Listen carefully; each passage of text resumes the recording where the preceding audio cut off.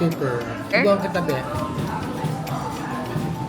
Ano ba yan? Baka ma-fall ako niyan. Ba't ang daming cheese?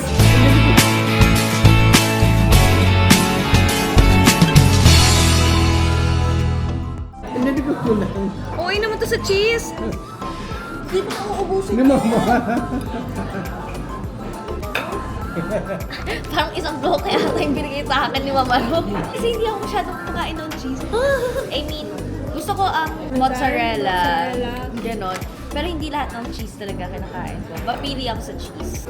Alam mo, doon ko lagi sinasabi ko. Ganda ba talaga pag nagpalasik, may brain fog? Pero malinaw na. Yeah, nakikita na kita, Ate Marifi. Dati kapag wala ako sa lamin, di kita-kita. As in guys, sobrang OA talaga ng mata ko. Tapos may ibang hindi naniniwala, so tinetest pa nila. Tapos wala talaga akong makita.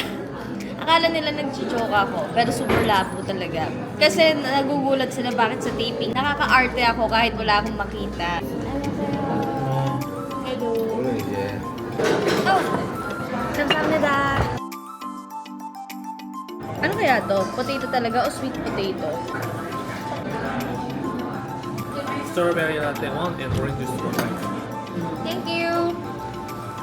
Yung kanin nila sticky, no?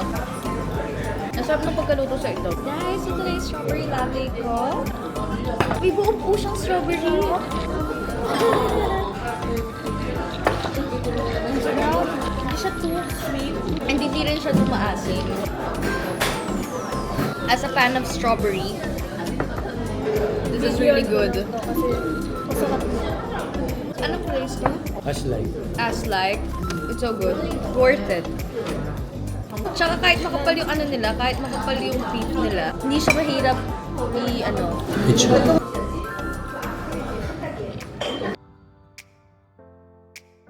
So ayun guys, nandito kami ngayon sa Onitsuka Tiger and bibili kami ng sapatos ko na bagay din sa outfit ko ngayon. Go, Eddie. Feeling ko bagay mo rin.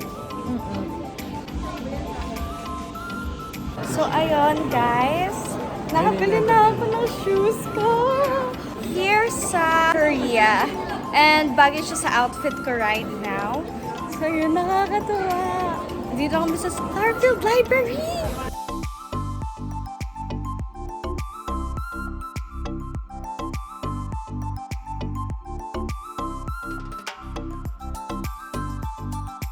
So ayun guys, andito na tayo sa Starfield Library and syempre masayang-masaya ako. I really love books, I love reading, and I love collecting books. So bumibili ako ng libro pero hindi ko siya binabasa, dinidisplay ko lang.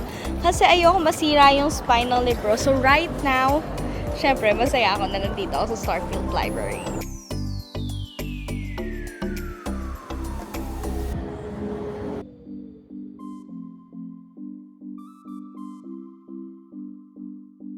So ayun guys, right now nandito na kami sa kung saan kami manonood ng musical. So manonood kami ng musical dito sa Korea and I'm actually excited. But for now, I think hahanap-hanap kami ng mga snacks and stuffs.